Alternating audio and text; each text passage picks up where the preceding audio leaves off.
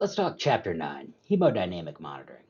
Maintaining adequate tissue perfusion is going to be paramount in treating the critically ill.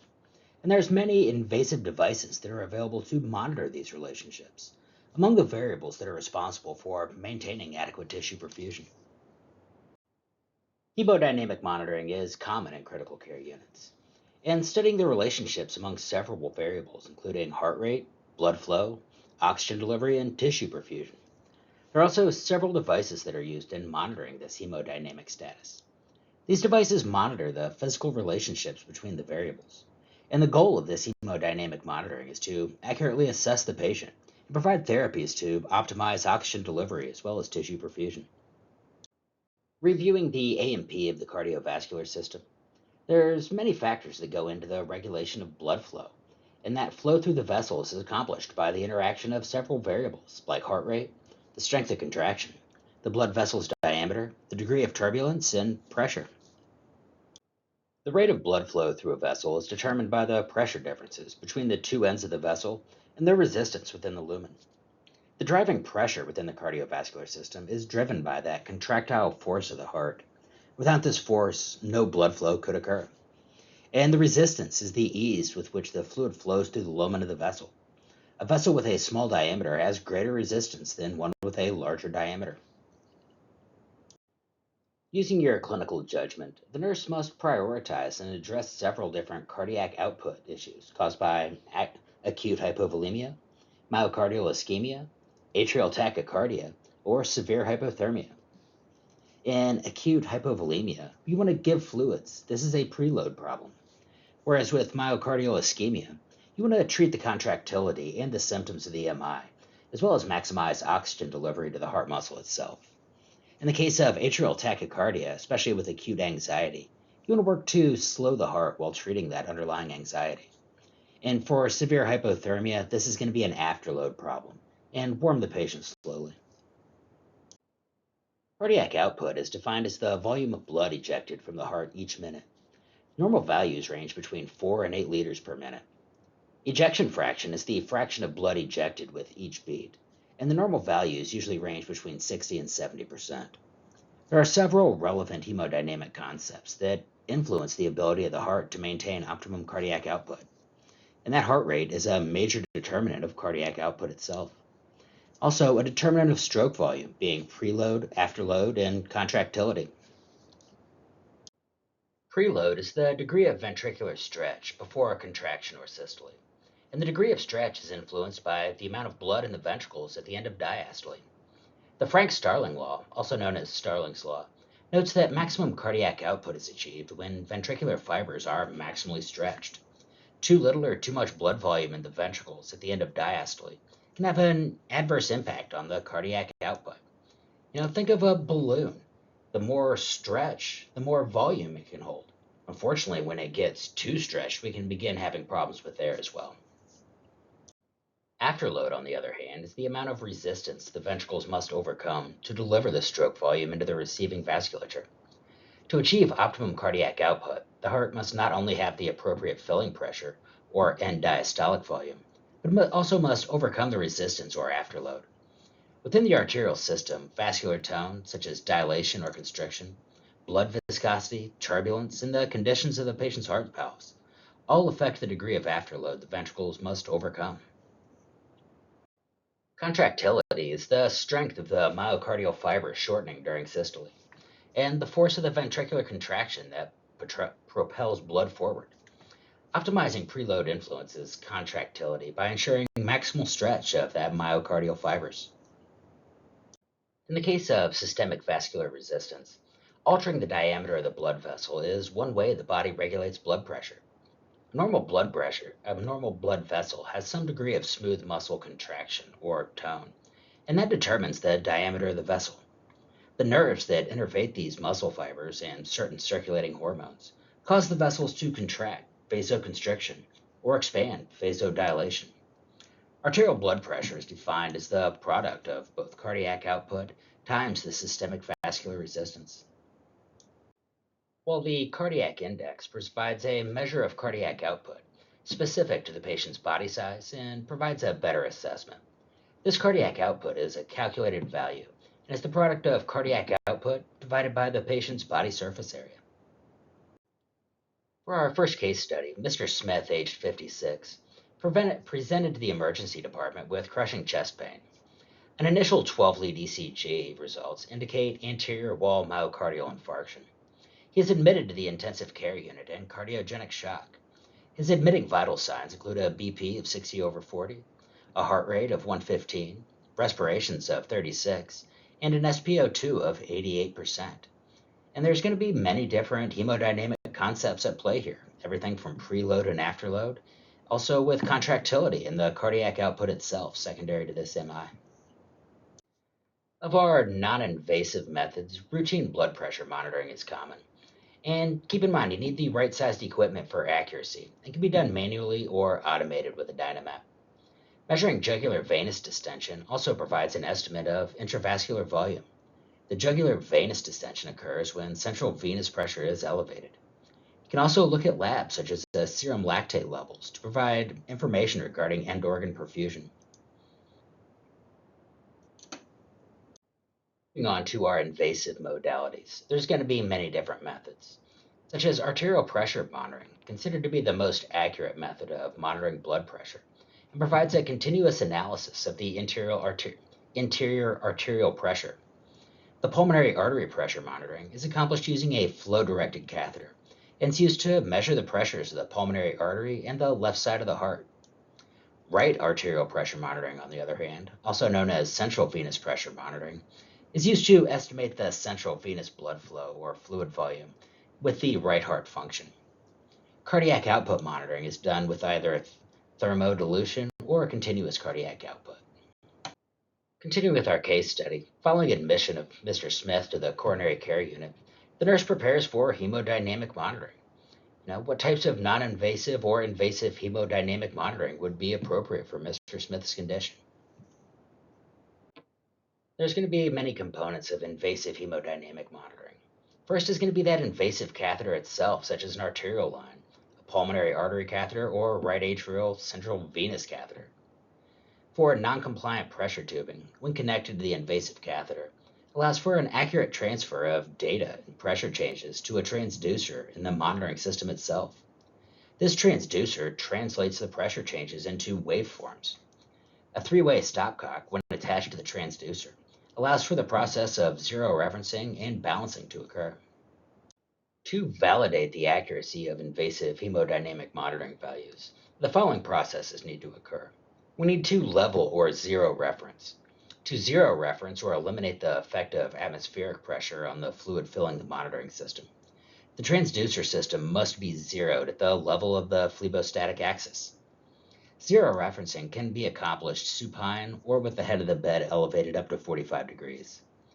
These dynamic response testing verifies that the transducer system accurately reflects the displayed pressures. It's great to having those monitors. We want to make sure that we're getting an accurate reading from them as well. When placing any line, but especially a central line, we want to be preventing infection at the top of our list. This is going to include things like strict hand washing, strict sterile techniques, chlorhexidine skin asepsis, optimal catheter selection, and a daily review of the necessity, as well as carefully assessing that insertion site. Arterial pressure monitoring is indicated for patients who are hemodynamically unstable and are in need of frequent lab work and are being managed with vasoactive agents. Common insertion sites include the radial, brachial, or femoral arteries. Prior to the insertion of invasive arterial catheter, you want to assess the perfusion to involve the limb must occur. You want to be very careful when we're catheterizing an artery. It's the major danger being we've wiped out the perfusion of that limb. The equipment necessary for monitoring arterial blood pressure invasively includes the pressurized flush system with transducer and arterial catheter. There are many nursing interventions that need to be implemented to monitor for these complications, such as thrombosis, which a clot can occur if a flush is not used appropriately. An embolism, which is air entering the system and could even result in clot dislodgement. Hemorrhage, which are loose connections or catheter dislodgement. And, as we already discussed, infections. Continuing with our case study, Mr. Smith's admitting physician orders the insertion of an arterial line. And this is going to help us in monitoring his waveform data. Comparing the values with non-invasive blood pressures, the A line should be more accurate, though a difference of 5 millimeters is expected. You also want to maintain that intra-arterial system, checking the site and circulation to the extremities, and setting all appropriate alarms and responding immediately. The assessment of this arterial line is going to include a careful neurovascular assessment, and we're going to assess this every hour, including things like the pulse, pallor, cap refill, making sure that there's no bleeding, no hematomas, and testing the patient's sensation and movement as well. Invasive right arterial pressure monitoring is used to assess the patient's central venous pressure or fluid volume status. The pressure can be measured using either a central venous catheter or the proximal port of a pulmonary artery catheter. If using a central venous catheter, the line is placed by a physician, most often in the superior or inferior vena cava. Central venous catheters can have single, double, or even multiple triple lumens that can be used to infuse fluids. This central venous pressure and right arterial pressure are similar terms that are often used interchangeably. Central venous or right arterial catheters provide a direct measurement of pressure in the right atrium. The right atrial pressures are used to assess the preload of the right heart, and the value of which reflects the fluid volume status of the patient. The measured values are used to guide fluid replacement and assess the status of the right ventricle. Normal central venous pressure ranges between 2 and 6 millimeters, while right atrial pressure is measured on end exhalation and to ensure that pulmonary changes do not skew the numeric value. When caring for a patient with a central venous catheter, several interventions are necessary to ensure accurate measurement.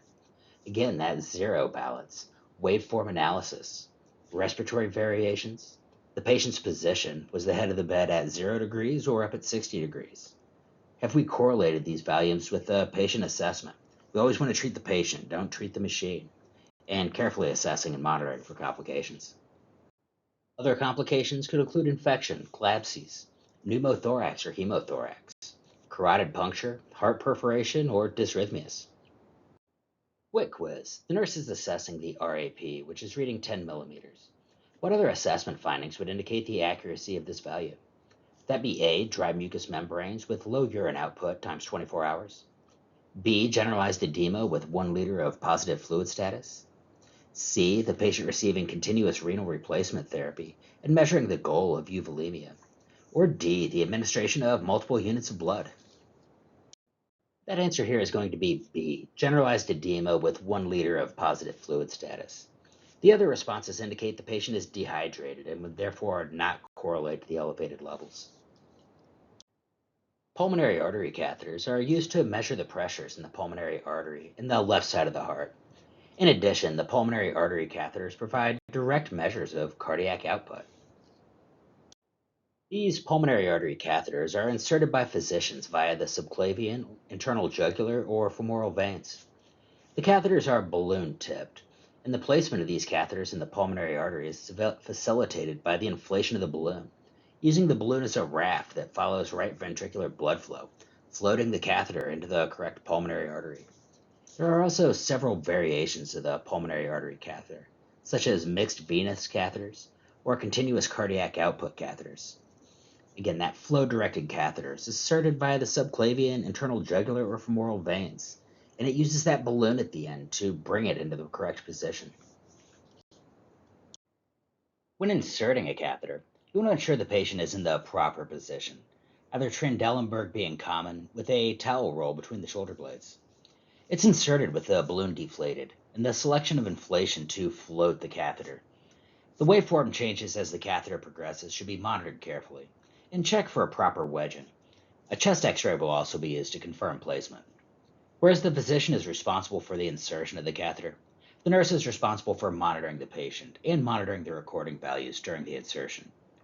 Following insertion of the catheter, again, that chest x-ray is performed to make sure that we have documentation of the proper placement and to rule out any complications such as a pneumothorax. This pulmonary artery catheter is going to have many measurement capabilities, everything from the pulmonary artery systolic as well as diastolic pressures. It's also going to be used to monitor the cardiac output indexes, such as thermodilution of the cardiac output, as well as the proximal injectate port. The nursing implications for the pulmonary artery catheter monitoring, such as with our case study, Mr. Smith's condition continues to deteriorate. His attending physician arrives in the unit to insert the pulmonary artery catheter. What is the nurse's role prior to the insertion?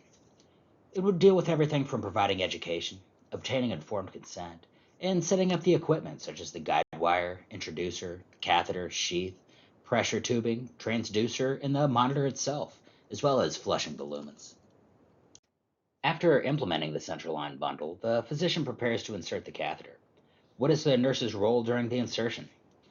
The role should include taking the maximum barrier precautions to preventing infection, monitoring pressures in each chamber and recording the values, as well as assessing complications such as dysrhythmia, pneumothorax, or hemothorax.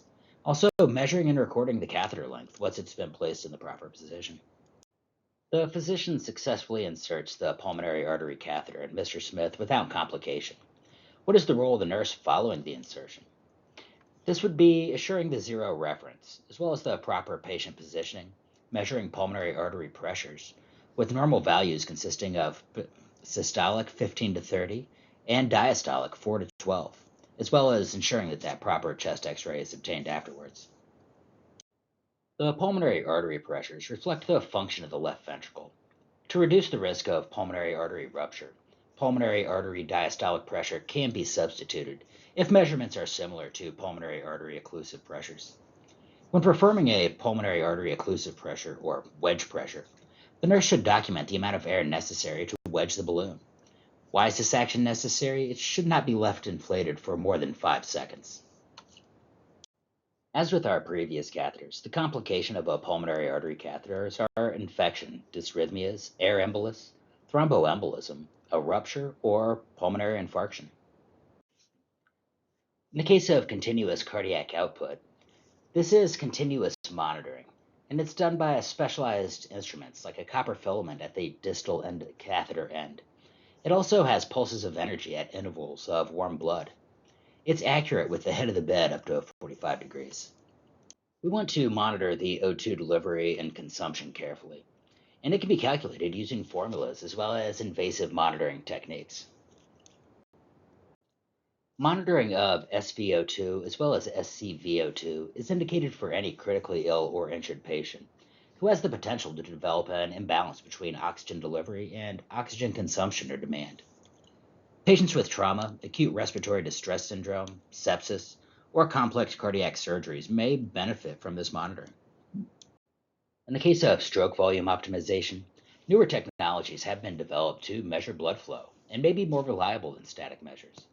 And they can help in assessing if the patient requires fluid or reduction in afterload. This optimization can take the place of non-invasive Doppler imaging, esophageal Doppler imaging, endotracheally applied bioimpedance, bioreactance, or pulse contour methods. You may also use respiratory variation to assess preload responsiveness. This would involve arterial pressure variation, where the pulse pressure variation of more than 10% to 12% is predictive of the patient's ability to respond to fluid resuscitation. There may also be stroke volume variation, where the stroke volume variability of 10% to 15% is indicative of fluid responsiveness as well. Esophageal Doppler monitoring uses a thin silicone probe placed in the distal esophagus, allowing the clinician to evaluate descending aortic blood flow, which provides real-time assessment of left ventricular performance. The probe is easily placed in a manner similar to an orogastric or nasogastric tube, and some patients may require sedation to tolerate the procedure. In the pulse contour method, this is less risk than a pulmonary artery catheter. It's also a better predictor of fluid responsiveness in mechanically ventilated patients.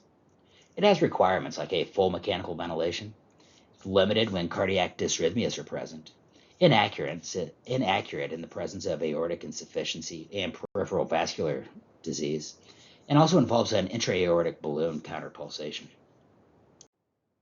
Passive leg raising, or a PLR test, consists of measuring the hemodynamic effects of leg elevation up to 45 degrees. The test is best performed starting from a semi-recumbent position, as it allows for a larger increase in cardiac preload because it induces the shift of venous blood not only from the legs, but also from the abdominal compartment. The effects of PLR occur within the first minute of leg elevation, so it's important to assess the effects in real time. Driven by cardiac output, blood, oxygen, hormones, and nutrients are delivered to the tissue through an intricate network of arteries, capillaries, and veins. The perfusion of blood flow through the system is impacted by the length, diameter, and compliance of the vessel, as well as the turbulence within the vessel and the viscosity of the blood itself. Cardiac output is determined by the patient's heart rate and stroke volume. Preload, afterload, and contractility are all determinants of this stroke volume. Regulation of cardiac output is a complex process with neurohormonal interactions involving the autonomic nervous system. The hemodynamic measurements could again be anything from the non-invasive, like a blood pressure, to the invasive, such as those arterial lines. But anyway, that's all we got for this chapter. I'll see you in the next slides.